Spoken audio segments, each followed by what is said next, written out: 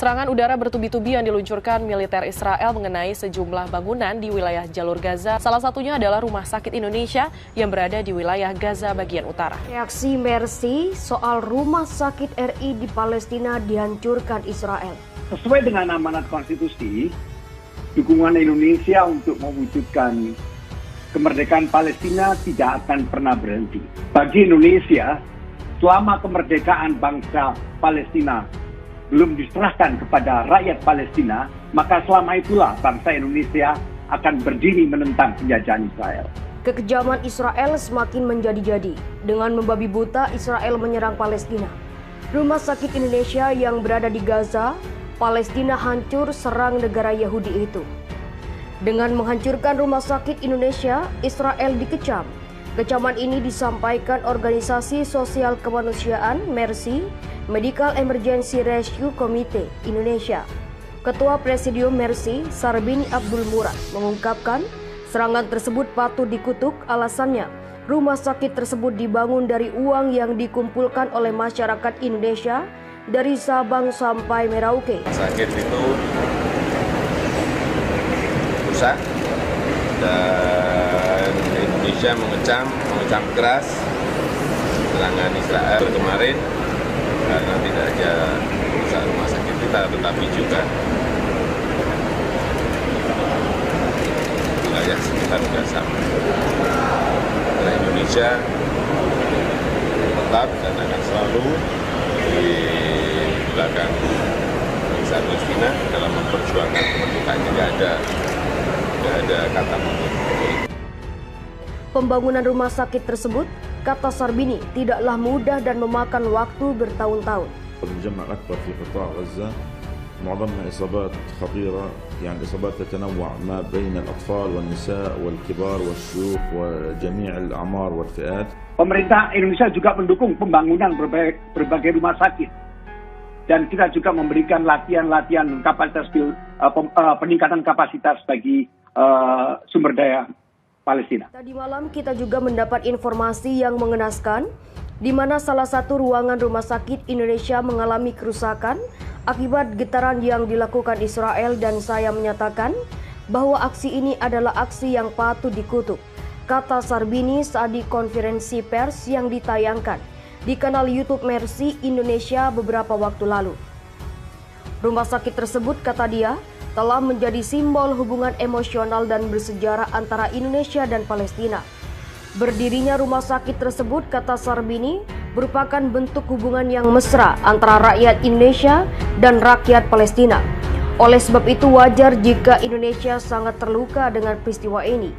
Dan kami minta kepada pemerintah, terutama Kementerian Luar Negeri, untuk memastikan agar aksi-aksi ini tidak berkelanjutan, kata Sarbini. Berdasarkan informasi yang dihimpun, rumah sakit tersebut berada di Bait Lahiza, Gaza Utara, Palestina. Rumah sakit tersebut mulai beroperasi pada 27 Desember 2015. Serangan Israel ke Gaza pada Minggu 16 Mei adalah yang paling mematikan sejak pertikaian terkini antara Israel dan kelompok Palestina dimulai sepekan lalu.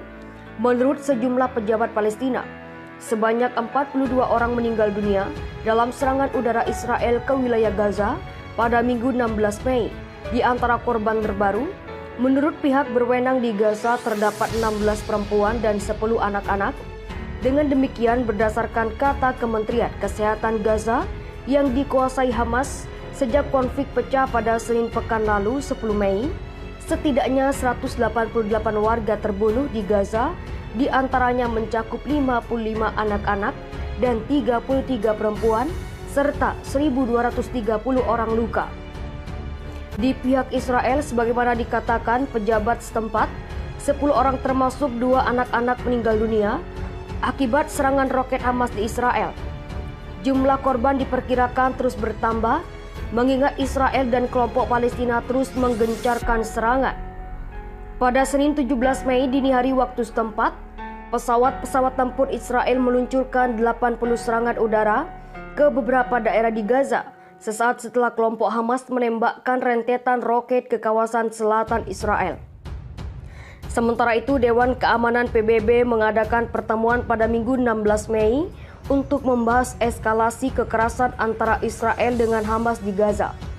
Sekjen PBB Antonio Guterres membuka sidang dengan menyebut kekerasan itu benar-benar mengerikan dan menegaskan pertempuran harus diakhiri sekarang juga. Sidang dibuka beberapa jam setelah militer Israel mengatakan telah mengebom rumah pemimpin politik kelompok Hamas dalam gelombang serangan udara di jalur Gaza pada Minggu 16 Mei pagi. Mereka merilis video bom yang meledak yang dikatakan telah menghantam rumah Yehia Sinwar, pemimpin kelompok itu di wilayah tersebut. Sebelumnya, Perdana Menteri Israel Benjamin Netanyahu berikrar untuk terus membalas dengan kuat terhadap serangan roket saat pertikaian melawan Palestina di Gaza memasuki hari ke-7. Sementara itu, kelompok Palestina Hamas menembakkan roket ke arah Tel Aviv, menyebabkan orang-orang di sana melarikan diri ke tempat perlindungan. Komunitas internasional telah menyerukan diakhirinya konflik yang meningkat. Konflik antara Israel dan Palestina yang sudah lama berlangsung telah mengganggu ketenteraman negeri Palestina. Operasi militer yang dirancang selalu digalakkan untuk merebut Palestina. Sasaran kali ini adalah tepi barat Palestina. Kalau Anda bayangkan tentara Israel yang tampak sangar, gagal. Militer Indonesia ternyata pernah memukul mundur militer Israel. Anggota TNI dari Kopassus juga pernah menyelamatkan seorang bocah Palestina dari Israel.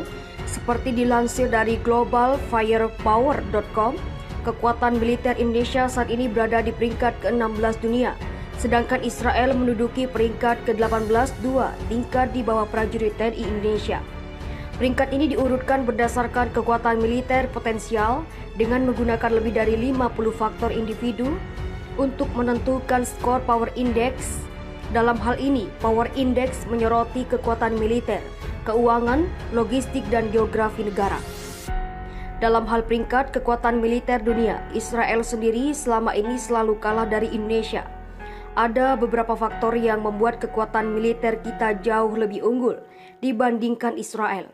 Pertama, karena Indonesia adalah negara besar dengan populasi penduduknya mencapai 260.580.739 jiwa. Sedangkan Israel hanyalah negara kecil dengan jumlah penduduk sebanyak 8.299.706 jiwa. Negara dengan populasi besar akan mendapat keuntungan ketika berada dalam situasi genting, karena kekuatan militer negara tersebut akan bertambah seiring bermunculannya militer sukarelawan.